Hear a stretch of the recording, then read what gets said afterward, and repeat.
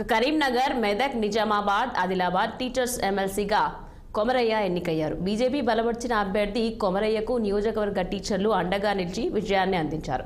ఇక ఎమ్మెల్సీగా ఎన్నికైన కొమరయ్యకు ఎన్నికలు రిటర్నింగ్ అధికారి కరీంనగర్ జిల్లా కలెక్టర్ సత్పతి సర్టిఫికేట్ అందజేశారు. అయితే ఈ స్థానంలో కాంగ్రెస్, బీఆర్ఎస్ పార్టీ నుంచి ఎవరు అభ్యర్థులు నిలబడలేదు.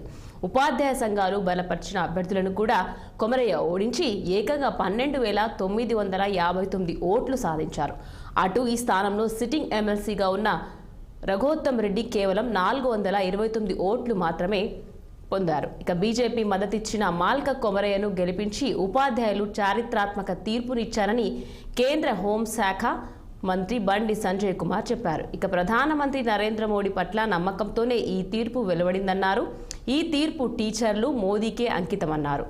మాల్క కొమరయ్యను అభినందించారు. ఇక కరీంనగర్లోని అంబేద్కర్ స్టేడియం వద్దకు వచ్చిన బండి సంజయ్ ఈ తీర్పుతో బీజేపీ కార్యకర్తల్లో ధైర్యం వచ్చిందని తెలిపారు.